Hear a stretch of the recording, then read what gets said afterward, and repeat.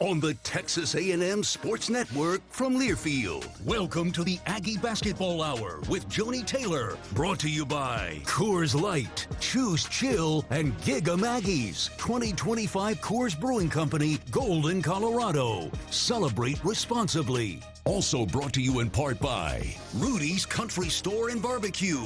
Visit rudys.com to find real Texas barbecue near you. And by Twisted Tea, hard iced tea for the 12th man. Please drink responsibly. Now, welcome to the Aggie Basketball Hour with Joni Taylor. Here's Steve Miller. And hi again, everybody. Welcome out to Rudy's Barbecue. We're here on Harvey Road in College Station. Hoping to get a chance to stop on by, grab some dinner. We're going to talk women's basketball for the next hour. There's also NFL coming up tonight. We've got the Houston Texans, a little playoff action at Pittsburgh, where I believe it's a little cooler than it is here. So we've got that going for us. Looking forward to that tonight. With the head coach, Joni Taylor, I'm Steve Miller. Joni, how are you? I'm good. How are you, Steve? Oh, we're doing great. Great. Got a great guest coming up on the show, and we'll get to them in just a little bit. The Aggies 1-1 this last week, beat Florida on the road 86-74, and then lost at home against number 7, now number 5 of Vandy by the score of 91-51. Vandy's on the rise. What Shea Ralph has done with that program has just been incredible.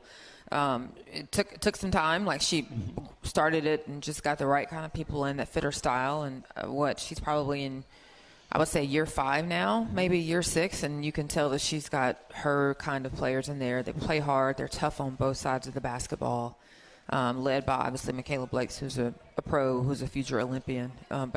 Shea and I have known each other since she was an assistant coach at Pittsburgh, and I was at Alabama and LSU. So we kind of have been on this path. And she's a great coach, obviously a Geno disciple, but she's an even better person. And so really happy for what she's been able to do there.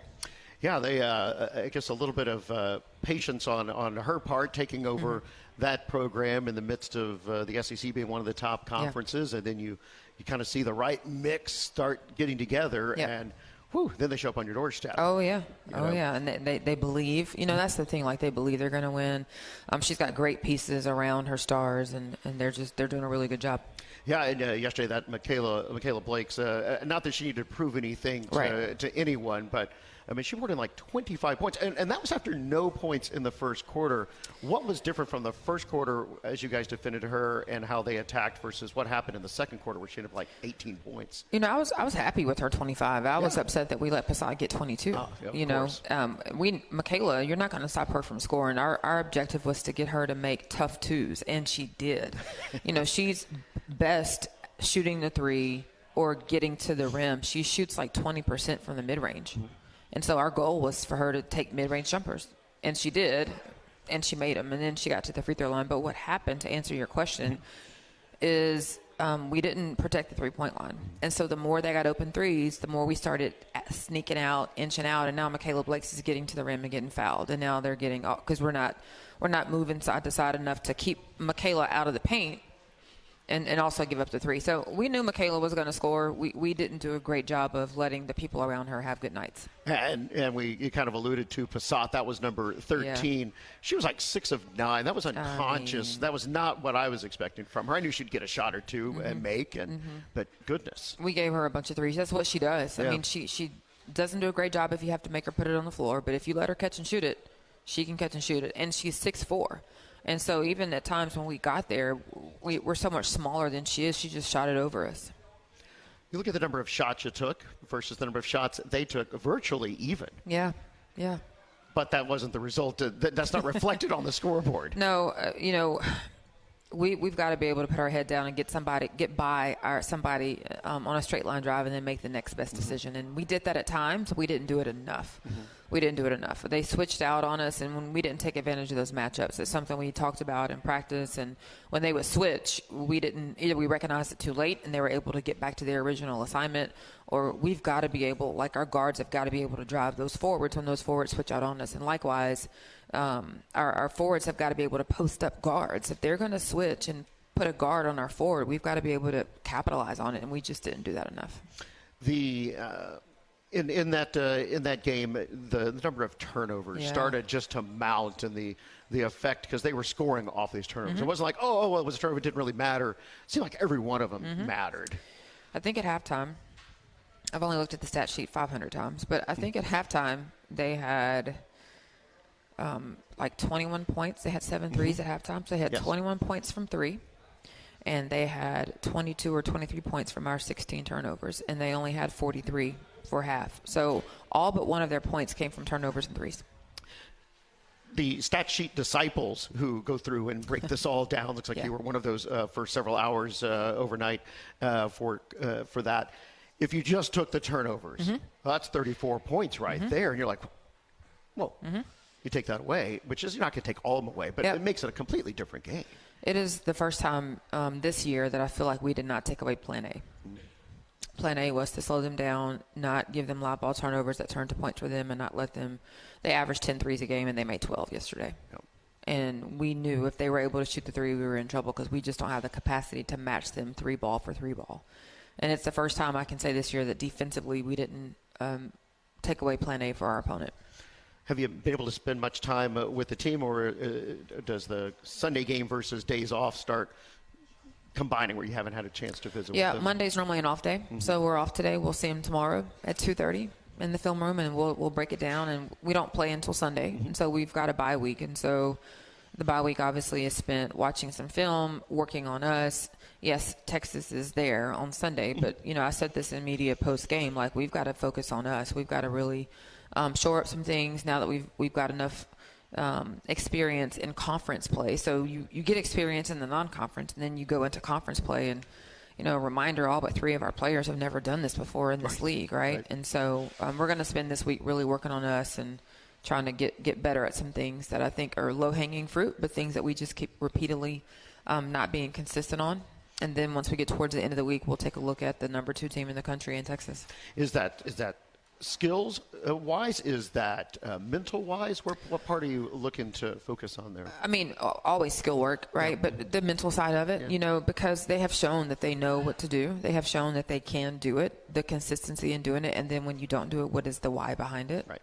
Is the why that we're tired? Is the why that I missed a shot? And so now I'm thinking about the shot and I'm not doing what I should be doing on the other end. And I think the why is a little bit different for all of them, a little bit, the stage we're on. And so just really continuing to speak life into them, give them confidence, but also coaching them really hard and let them, there's a fine line. You have to understand in this league, every single night is going to feel this way. And so we have to be comfortable being uncomfortable. Yeah, when you have more than half the league ranked in the top 25, I mean, and that's not a surprise. 2 more receiving votes. Right. Yeah. So you count those 2, and you're like, welcome to the SEC. It's no big surprise here. But, your players, most of them, all new to this. All new to this. Coaching is always, I guess, I don't know what percentages is. Everybody's got their own percentages. What part of your percentage is psychologist? Oh, man.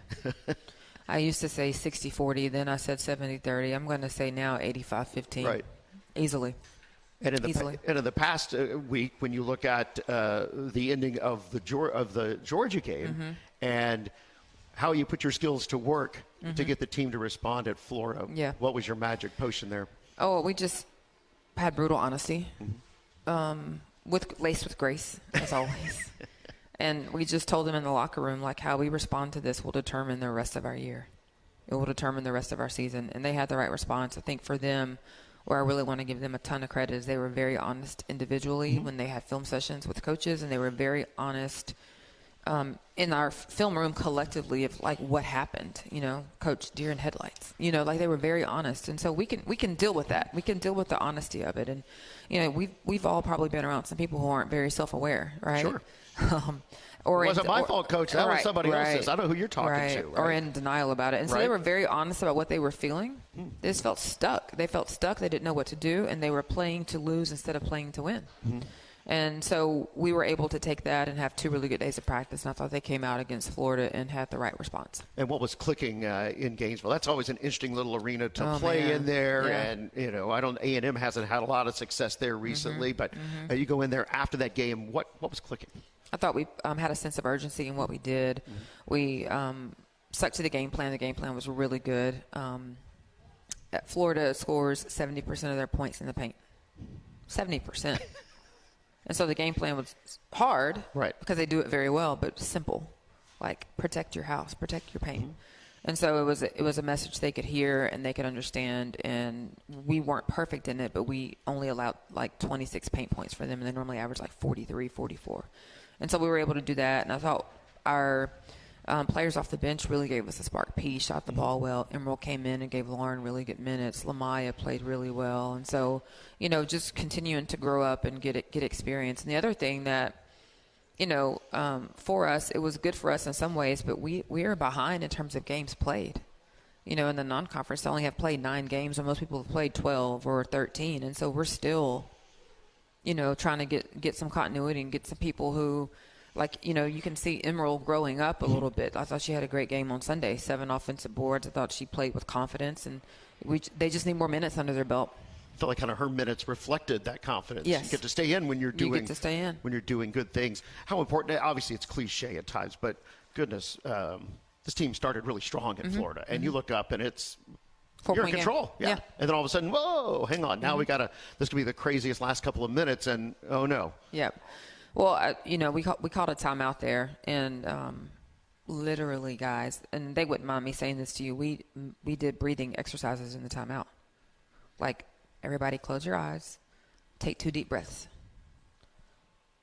visualize winning. That's what the timeout was. And they needed it, and they responded. And so it's just, we're going to have to just trust the process and coach them through these hard moments that they've haven't experienced. And so we knew Florida was going to run. I think the other thing they decided as a team collectively to do was to think, like, let's win this 5 minutes, and then let's win the next 5 minutes. Sure. Instead of looking at, like, oh, my gosh, we've got to go now win a game. Like, let's take it, 5-minute increments. And so that was something that they came up with on their own and really stuck to as well. Yeah, it used to be it would be segments because they were like these little 4-minute segments. Now you can go 5 minute. You can do these 5-minute segments. Where did you come up with the idea of, I think we need to take a breather, literally? Well, it is something, Ashley McCord does a great job with our team bonding and, at serving as our chaplain. And so it was something that after we heard their truth on Tuesday after the Georgia game of, like, what was happening, there's only so many timeouts you can call. And so we used all of them at Georgia. But we started that week, and she started that week putting a plan together to help them, like, do more meditation, do more visualization. It's something that's always a part of her routine, but it just really came to the forefront. Dr. Pittsinger comes by every Wednesday before practice and gives, like, a short message to our team, and that he and Ashley do a great job of working well together to make sure, like, her message and his message are the same, and so it all flowed. And just in that timeout, I didn't call the timeout to do that, but when I sat down in the chair and I looked at him, you just have to go with what you feel. And I felt like in that timeout, I needed to draw up this play. I needed to talk about some other stuff. But more importantly, we needed to get everybody to regulate their nervous system a little bit.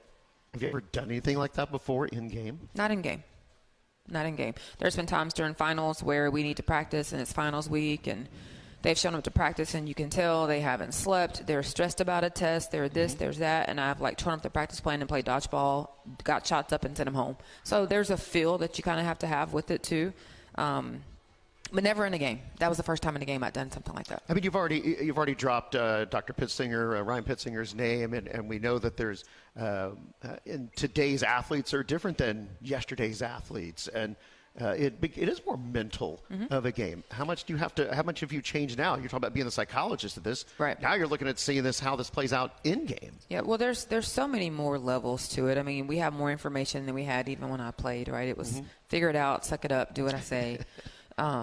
We have so much more information, but also, like, there's so much more pressure on these student athletes than anything that we ever thought we could consider as pressure in terms of, like, the eyes on them, the social media involved with it, the money aspect of it, the expectation that comes along with it. And so they've got so many people that have access to them outside of just their parents and their coaches and just whatever that might look like. And so it has become even more important to make sure that they are focusing on the right thing and mentally in a great place. Yeah, I don't know how they do it. Everyone is pulling at them. Yeah. No matter from where they're at. And then, and I get to play the sport I love, but I got all these other people. My phone's blowing up. I'm not even by it, and it's blowing up, right? Right. everything is on TV, everything is on the phone. So, like, if I missed a layup when I played, I'm going to watch it in film room the next day with my coach and get, like, railed on about it. But they're going to pick it up in 15 minutes after the game and see it all over social media. You know, it's just – and then they're going to read the comments about it under social media. And, you know, say what you want about telling people to ignore it and sticks and stones, breaking your bones and all those things, right? But at the end of the day, like, as females especially, like, we are emotionally attached to pleasing and wanting to do the right thing and not wanting to disappoint. And so it's challenging. Do you feel like it's more challenging when in this day and age of this transferring at will, where coaches have to sometimes put together a whole new team like you did, and now you have that one more layer of challenge? So it's like, oh, no, so we have a veteran team, you know, inexperienced but not experienced together. Well, I think what it stretches, and I'm fine with this stretch, but it stretches you as a coach because you have a short window to figure out who your players are, because you don't know them. Right? You don't know them. And we were fortunate that a lot of them came this summer, and we had the summer to kind of, like, get to know them. But then Jordan Webster didn't show up until August, right? T didn't come until September. Anita didn't come until August. Fats got here at the beginning of July. She missed the first session of summer school. And so, whereas it used to be you started recruiting somebody in the 9th grade or 10th grade, and you had all these years to develop a relationship with them. So by the time they signed and they got on campus, like, trust was already there. Like, rock solid was already there. So when I tell you to go run through a wall, it's like, okay, yes, ma'am, let's go. Now, you talk to them on the phone. They come for maybe 24 hours for an official visit, and they show up in June. And it's go time, and I don't know you, and you don't know me. Yeah, you used to be able to know who grandma was, who cousins are, who everybody is, and follow them for 3 or 4 years. Right. And so it requires more of us as a staff and more from me to, like, go seek them out. And that's something, fortunately, that we do anyway naturally. But have dinner, grab coffee, have ice cream, come to my office, let's talk, because you're trying to cover so much ground so much quicker. That'd be great if you could get a big ice cream cooler in the office. No, you might get a few more visits, no? No. Bad for you or bad for them? Both. Oh. Both. What if it was like that zero-calorie yogurt or something? They can get that at Clark, at the nutrition center. Oh, so you don't need to provide that then? No. See, I feel it's a big conundrum. You've thought this through. Yeah, we're not going to do that. Oh, man. That'd be great. Stop by. That way, when you go, it's a big treat. When you say, hey, let's go get ice cream, it's a treat. Yeah, let's go. Load them up. We're not going to give it to them every day. All right. Well, it's an idea.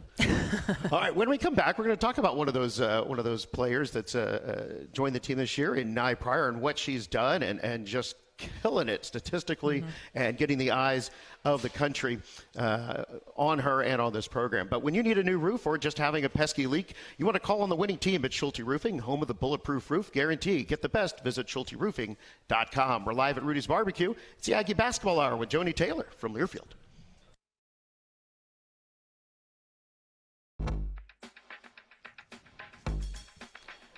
Head on over to your local Rudy's or Rudy's.com to place an order for their real Texas barbecue. Enjoy 100% oak smoked meats, delicious sides, and Rudy's signature sauce. And don't forget, Rudy serves made-to-order and grab-and-go breakfast tacos every day until 10 a.m. We are at Rudy's Barbecue tonight. It is the Aggie Basketball Hour with Joni Taylor. I'm Steve Miller. Happy you guys are with us here tonight. And we've got the next game for the Aggies not until Sunday. They'll be in Austin, 3 o'clock, taking on, what are they ranked today? 4, Texas. And you can listen to that right here on the A&M Sports Network or watch on the SEC Network. The next home game is not until Thursday, January 22nd. Yeah. So a week from this Thursday, the way this schedule fits together. The Aggies will host number 6 LSU at 8 o'clock. So grab a coffee before you come. And looking forward to see you there. A week from this week. So you have a bye. Bye sometimes come at a good time, sometimes come at bye time. What do you plan to do this week with your bye? Rest, Lauren Ware. Well, that's good. She probably needs that. She does. So the bye came at a good time for her. Obviously, you guys saw she tried to go yesterday and just couldn't. So we will rest her and knock on some wood that she's feeling better and able to pick back up and play. And then, again, we'll watch a ton of film. We'll get a ton of shots up. We'll work on us. And then we will give them off again on Thursday. So we'll practice tomorrow, Wednesday, give them off on Thursday, and then go Friday, Saturday. I don't think Lauren's knees are any secret to anyone. And playing now, and this is her 6th year? It's her 6th year. how much practice, how much managing of her? How much do you have to do? How much does she have to do? Yep. We've gotten into a really good cadence. I don't do much. I do what she tells me. Her and Stacy work really well together. Dr. Lowe has been amazing with Lauren. I mean, absolutely amazing in this entire process and trying to make her as comfortable as possible. Lauren doesn't really practice. She might do one or two things, just enough so she has an idea of what it is we're doing. And then she obviously plays in the game. And then after the Georgia game, her knee just blew up on her, and we were able to. She didn't practice at all leading up to Florida, but we were able to get her knee down a little bit, and she played 5 minutes a quarter, so she ended up playing like 20 minutes against Florida. And even if she's not scoring, just her being on the floor does so much for our team on both sides of the basketball. But we couldn't get the swelling down in time for Sunday. So that Thursday to Sunday swing is concerning. So she met with Dr. Lowe today. She's going to see him again tomorrow. Hopefully we can get something figured out to get her to feeling better, number one. But we're never going to, Lauren wanted to stay out there, and I was like, I'm just not going to do that. Right. Like, I'm just not going to do that. So say a prayer for Lauren. She's really down in the dumps. She wants to win so bad. She wants to do what she can to help this program so bad. But we're not going to let her do anything that's detrimental to her health. Yeah, for sure. For sure. Well, one person who's been a significant contributor, Nye Pryor. Yeah. Goodness. Isn't she fun to watch? It's yeah, totally. She is and catching the eyes. We mentioned a while ago. She's catching the eyes of the country. Her stats are adding up from a career standpoint. It's not just her season this season. It's from her whole career. I think she still is, or wherever Brandon went, still among the lone player that's in the top 5 in the NCAA in steals per game and assists per game. 4 steals, about 8 assists, maybe, and then she needs one more point for career 2,000, if I have my math correct. Is that right, Brandon? Okay, good. Look at me. There you go. Thank you for putting that all together. I just read. Thanks. Appreciate that. What's the magic of her? It's who she is. She's a competitor. She wants to win. She wants to play at the next level. We can't take any credit for anything you just read about Nye Pryor. She came with that offensively and defensively. I think where we have really tried to stretch her is from a leadership and mental aspect and understanding the game. She wanted to come to a place where she had to really learn and run offense, and that's not a knock to where she came from. She had a great career there. But to play at the next level, she wanted to be able to be ready as a point guard. And so I've said this a few times, like we probably call Nye's name and Fat's name more than we call anybody's name, right? Because, and what a great thing it is that you can coach your best players the hardest, right? But she wants to learn. She wants to do what she can to help the team win, and doesn't mind carrying the load. What does she bring to your team? Well, I think just the toughness. Like there's a toughness she brings. There's a confidence that she brings. She obviously brings a little dazzle as well that can get everybody else going. And she's able to create offensively to make simple plays for other people. The way she penetrates, the way she can get downhill, the way she can draw defenders, it helps create easy opportunities for her teammates. If you had to describe her in 3 words, what 3 words would you use? That's really hard. You can use 4. Okay, thank you. Thank you. I would say I'm going to take up 2 with this one. Oh, okay. If we were playing cahoots, Christina would kill me for using 2 words for this. But I'm going to say she's a Jesus lover. Okay. And then she is electric and competitive. Those are the 4 words I would use. She's a competitor. What's been the transition for her from Sacred Heart to Texas A&M in the SEC? The mental load. The mental load is a lot for her. She understands the expectation. She gets the expectation, walking the expectation every day. She is doing and trying to do. But if we're not in the right spot, it's your fault. If we're not running the right play, it's your fault. If Emerald is standing on the wrong block, that's your fault. So just her having to, in the moment, understand this, you're the head of the snake and this all starts with you. And so the mental load of making sure everybody knows the plays, everybody's in the right spot. Now I've done that. Now I got to go guard the best guard. And now are they going to press us at the free throw line? I've got to call press offense, all the things that she has to do as a point guard is something that she is working through. She wants to get good at. She doesn't fight at all, but that definitely has been the biggest adjustment for her. Where does she stack up in the SEC, and where does she stack up now nationally? People look at you differently when you're at Sacred Heart, but now you're Texas A&M in the SEC. It's a little different. Yeah, it is. But I think like when you look at point guards in the SEC, she's right there. But you think about Fuwali, you think about Tony Morgan, you think about Chavez. They're all different styles, but the impact they have on the game, I think she has the same impact. All the coaches that we have played or that we're going to play, like the first thing out of their mouth is, man, we can't, like first thing Shay said to me yesterday was like, we couldn't stop your little point guard. We couldn't keep her in front of us, So I think the impact she has is the same as some of those really good point guards in our league. Just obviously adds another scouting element for the other team. When you look at what she does for your team, we've talked a lot about the offense here, but what does she bring to you defensively? Because she's getting all these steals. It's great to do offense, but she's all over the place on defense. All over the place. I mean, she is a great on-ball defender. We're challenging her to be better off the ball, but her nose for the basketball, whether it's off of a rebound or digging in,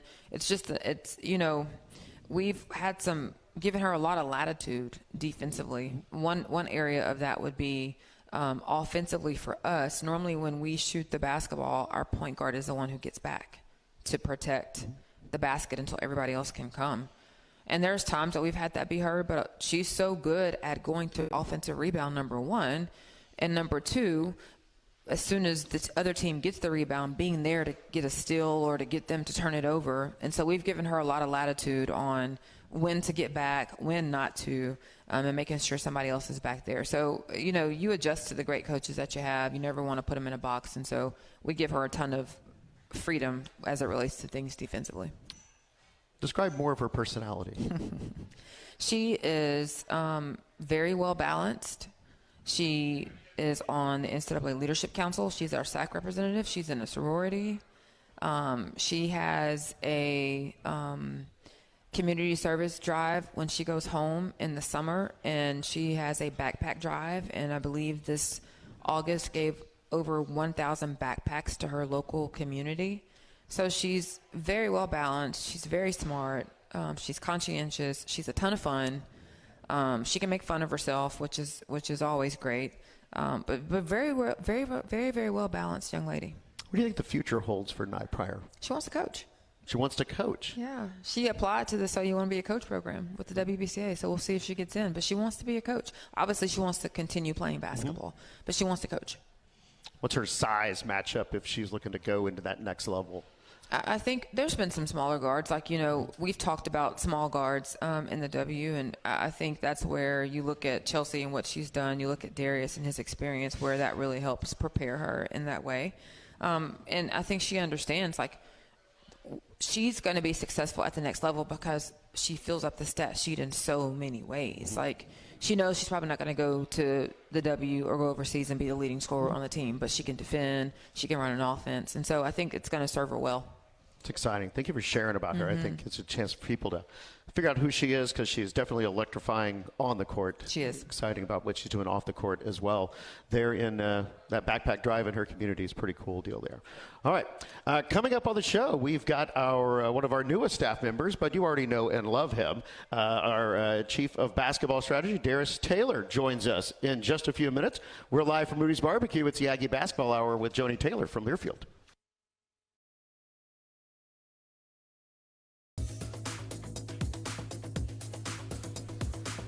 Texas Farm Bureau Insurance wants to give you a VIP Aggie basketball fan experience this year. Go to 12thman.com/maroon contest and register. One winner and a guest will receive game tickets, a Joni Taylor autographed basketball, and will be recognized on the video board during the game. Register today at 12thman.com/maroon contest. Texas Farm Bureau Insurance is a proud partner of Texas A&M Athletics.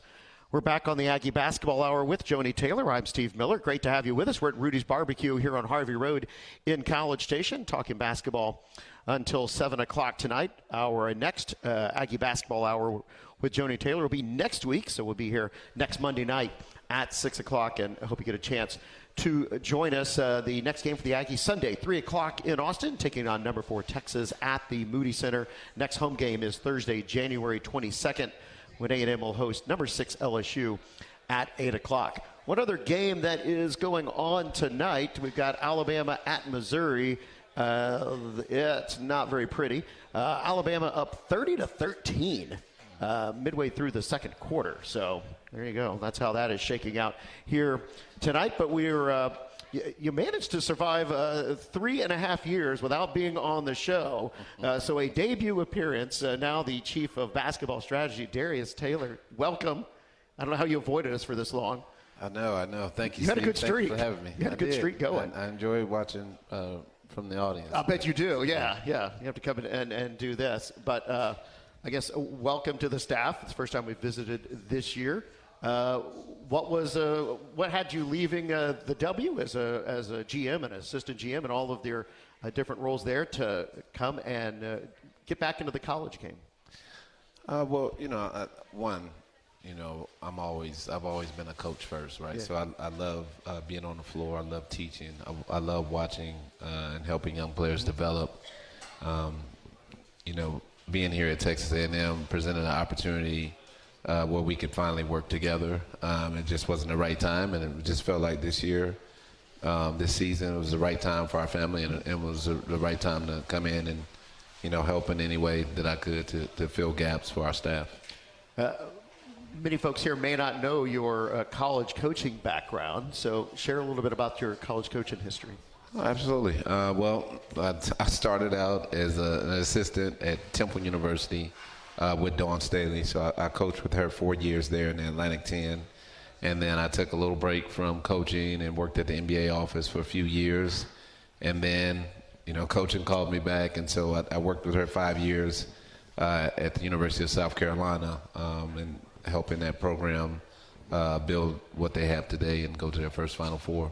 Yeah. And then obviously coaching the WNBA, for 4 years as well with the Atlanta Dream. So a lot of different experiences that I'm grateful for, and have all been opportunities that I've learned a lot from. Also spent some time in the front office roles in the WNBA as well. What's the difference in evaluating talent versus coaching that talent? Yeah, this is the evaluating is the easy part, right? You can see people's potential, you can see their talent, you can see sometimes what their ceiling is as well, right? How good they could be. Are they all-star level? Are they a future Hall of Famer? Coaching is different because there are a lot of people that have potential, but there are only a few that reach that potential, or sometimes even scratch the surface. So it's a lot that goes into it. I know Joni mentioned it before. It's kind of 85-15, right? A lot of mental coaching more than the actual physical. But one thing I'll say too, just about this younger generation, right? They're growing up differently than we did. Where everybody's got a skilled trainer now, and everybody's working on things that are kind of geared toward making them like the number one option, and most of them are not going to be the number one option, right? So it's like, it's great you're working on all this stuff, but let's figure out what your true role is and your true skill set and build from that, right? But everybody wants to be a scorer because, let's be honest, that's what gets glorified. The spectacular plays and the person that can score the ball, like that's what it gets talked about a lot, and that's what these kids strive to do. Are some of these, are they doing this because they are not getting enough instruction from a coach that they're being coached by? We see in the NBA, some of these guys have their shot coach, golfers, they've got their swing coaches, and then they, I just don't understand where's it all intersect at? It seems challenging. I think it all intersects in just where our society is, right? Yeah. Where are people learning and getting their information from, right? Everybody's got a skill trainer. They can see that on social media. Everybody's posting themselves on Instagram and TikTok of getting work in with their trainer. And so, it's like, oh, well, I need to do that because that's how I'm going to get better, right? But it's, I still think, old school basketball, learn from your coach, grinding and putting in hard work and learning how to play team basketball is important as well. And so, sometimes, it's this microwave generation, I call them. They skip a step, right? You can't skip steps. The work is the work. It's still a team game. Absolutely. In an individual society. That's crazy. All right, so you're Texas A&M. We've got this title. I had to write it down because I didn't know. Chief of Basketball Strategy. Joni's the best at creating titles for folks. Tell us what your role is. As I mentioned again, I'm still a coach first at heart, but just given the new normal and the climate of college athletics where you are really responsible for putting rosters together, sometimes different rosters every year, right? And that's kind of what you do at the professional level, right? You probably have a new team every year. Now, different from college and pros where we have a CBA and you have people under contract for a few years, right? You can kind of manage and build the roster a little differently, and you can have continuity. In college with no CBA and kind of no kind of real contracts, right? You can have a different team every year. That is just the new normal here, and what we're dealing with. And I think also just my experience working with some of the agents that are now taking on some of these players as clients helps to have relationships and understand how people work and just I think it is also important when you're dealing with agents that they know who you are as people, because obviously they're going to do the best job they can for their clients, but I think they feel comfortable knowing that their clients are going to go somewhere that really cares about them, not just on the court but off the court as well. I mean, it's somewhat new into the sport, or at least out into the open, the agent part of that. What are most of these agents professional agents, or how many do we have friend of the family doesn't? What percentage do you see that out in the sport? It's all over the place. I'll just be honest. It's all over the place. You have some experienced agents, and then you have some agents that might be uncles or aunts or high school, coaches. It varies, right? There's no rhyme or reason, or I honestly couldn't tell you the percentages. It's all over the place. So you have some people even that haven't been in women's basketball that have now jumped in and have never really paid attention to the sport. So it's but it's an opportunity. The women's game has grown so much that it's gathered a lot of interest, and so a lot of people are interested in getting in on women's basketball. All right. Well, when we come back, we will bring Joni into the conversation, and we'll just see what happens. All right. We got Darius Taylor. We got Joni Taylor. It's the Aggie Basketball Hour with Joni Taylor from Learfield.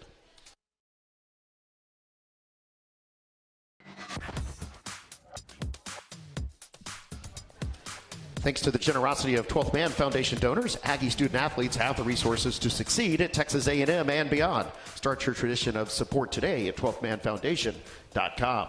We're back at Rudy's Barbecue. This is the Aggie Basketball Hour with Joni Taylor. I'm Steve Miller, along with the head coach, Joni Taylor, and the chief of basketball strategy, live-in, Darius Taylor, who managed to avoid the show again for 3.5 years, is now here on the program and had a great talk about kind of the comings and goings of the new age of college basketball. We see some of this, and we saw it just as early as yesterday. Spouses working together. Mm-hmm. How's that going? It's going great. Oh, that's good. I mean,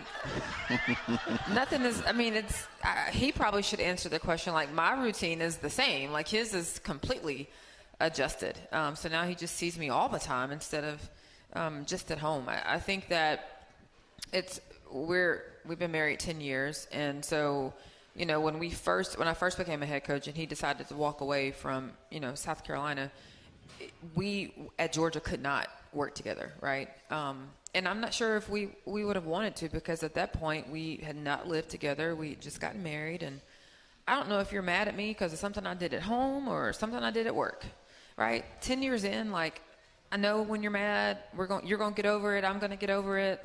So it's been really good. I think that he's been around. We have a lot of continuity on our staff, and he just jumped in immediately, and he fits right in with Chelsea, Rob, Meredith, those who have been, and then obviously the new additions to our staff as well. So, what's been the biggest transition for you to be, solely focused on, things that are in College Station versus, the different places that you were, focusing on when you're with the W? Yeah, I think it's like anything, right? You're adjusting to a new job, so you're kind of figuring out your way. Obviously our relationship, I didn't want that to hinder anybody else on the staff, so I didn't want to come in and step on toes. Mostly observing it first and kind of seeing, again, where I can plug in gaps or where I can, sometimes advise versus trying to step in and say, oh, well, we should do it this way, or this is what I think, or this is how we did it, right? So really kind of, taking everything in and then kind of assessing where I can fill in gaps and help out the most. I will say that I'm pretty easygoing. I'm also like just, the staff comedian. So I just like to keep things going in the office and make everybody laugh. And so it's, again, I've been around most of the staff for a very long time, so they're like family to us. So it was an easy transition for me. The only thing I will say is that the only time I can, talk basketball or get in meeting, I have to get on my wife's calendar. You need to get an appointment. Joni, how do you manage the office interaction, staff meetings when Darius has an opinion that, how do you guys get along with the opinions that do come as part of being around each other all day and kind of on the same mission? I think for me, it's the same. Like he has opinions, they have opinions. Like sometimes I go with it, sometimes I don't. Like, and it's the same thing with anybody. Like I hear you. Yes, I hear you. No.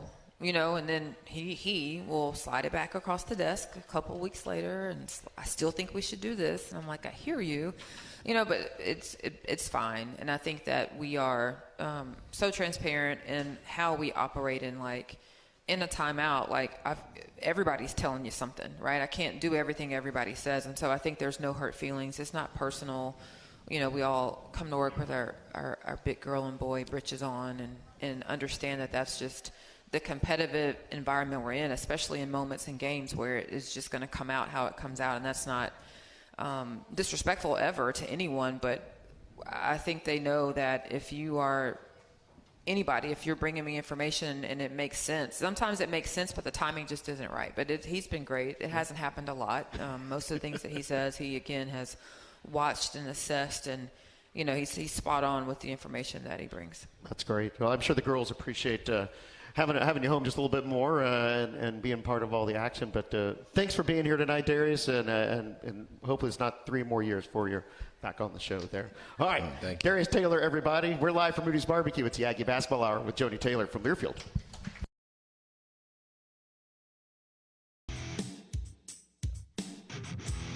When you need a new roof or just have a pesky leak, you want to call on the winning team at Schulte Roofing, home of the bulletproof roof guarantee. Get the best. Visit SchulteRoofing.com. We're back in our remaining moments with the head coach of the Aggies, Joni Taylor. I'm Steve Miller, and you've got you had a great youth clinic yesterday. That was a lot of kids out there. It was. How did the kids respond? How did your players respond? I thought it was great. I missed some of that because I have to go to media. But then when I came out, our players were very engaged. And I'm just going to say this and give them a huge shout out. After yesterday was hard, and for them to immediately have to turn around and put time on the clock and pour into young people, they were excellent. I mean, they were absolutely excellent. They had a smile on their face. You could tell they were genuinely enjoying being around the littles that we had. I got asked this question a few times and actually got sent a few emails on why it was 12 and under. My 14-year-old wanted to be out there, so I'm just going to say 12 and under is the non-recruitable age, and once you get past 12, they become prospects, and so that's why it had to be 12 and under. Just for anyone who was asking, we would love to have offered a camp for older kids, but we couldn't. But I thought they were great. We got a lot of feedback from parents who came who were just really gracious that we would do something like that, because again, I would like to say, a lot of those clinics that what we did yesterday, a lot of programs have turned into NIL opportunities. A lot of programs have now tried to charge to have our players show up at those things. Okay, pay us this money for our players to show up. And so to me, there's still a balance between that and also doing the right thing. And the right thing to do is to give back and to honor our fans and some of our supporters who come support us by offering a free clinic and let them spend some time with our players. Yeah, one of the things your team is definitely doing is giving back throughout the years. So that's a great reflection on you and the young ladies. All right, Joni, that's it. Thanks for being here tonight. Appreciate it. This one went fast for us. Our thanks to engineers Kevin Mitchell and to Lacey Williams back in Jefferson City. For Coach Joni Taylor, I'm Steve Miller. Also thanks to Darius Taylor. Give you the shout out. This has been the Aggie Basketball Hour with Joni Taylor from Learfield.